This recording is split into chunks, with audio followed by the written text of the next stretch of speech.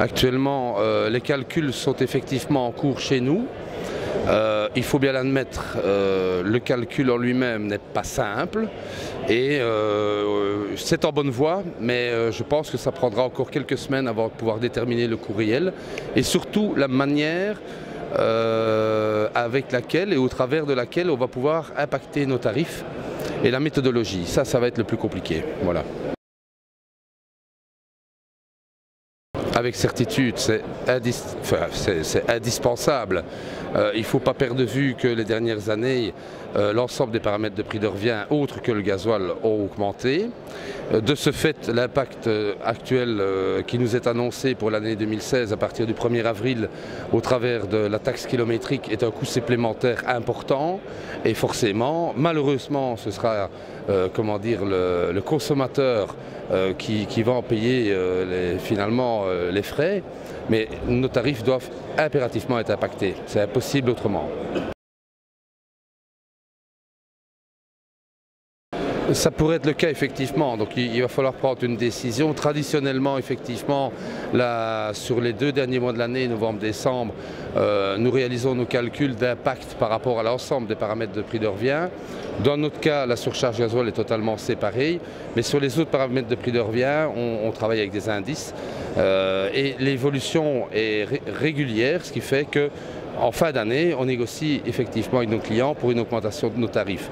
La problématique effectivement de la date de mise en œuvre de la taxe routière fait qu'en tombant le 1er avril, je ne sais pas ce que nos collègues vont imaginer, mais ça risque de poser effectivement un problème, puisqu'on va avoir une première discussion en fin d'année et on sera nécessairement dans une autre discussion à partir du 1er avril. Donc a priori, la meilleure formule sera probablement de déjà négocier la totalité, donc les deux augmentations dans la période de fin d'année, avec une mise en œuvre pour la taxe kilométrique à partir du 1er avril. C'est une des solutions en tout cas.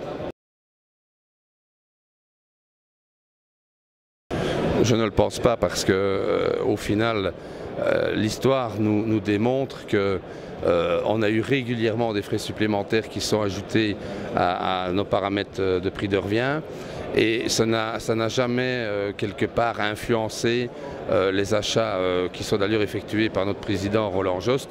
Je ne pense pas que ça ait eu un impact.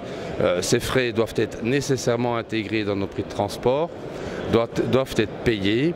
Et à partir de là, a priori, ça ne doit pas changer la philosophie d'achat de Jost Group.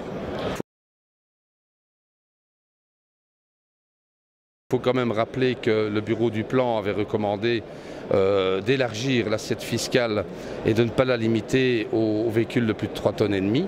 Malheureusement, on est toujours dans cette situation d'une taxe qui ne sera valable que pour les plus de 3,5 tonnes. Il est vrai que de toute façon, les dernières années, on a constaté sur les routes qu'il y avait tout le temps plus de véhicules de moins de 3,5 tonnes. C'est probablement une des raisons pour laquelle la logique n'a pas été respectée. Le bureau du plan avait donné un avis qui était bien réfléchi et qui était logique.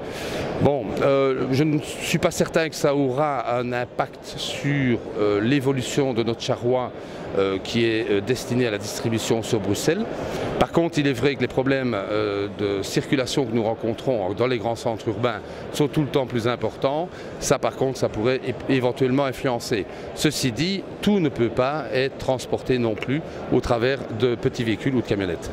Donc voilà, on doit s'adapter au profil des produits transportés pour nos clients et en fonction de cela, forcément, on essaiera de trouver les meilleures solutions.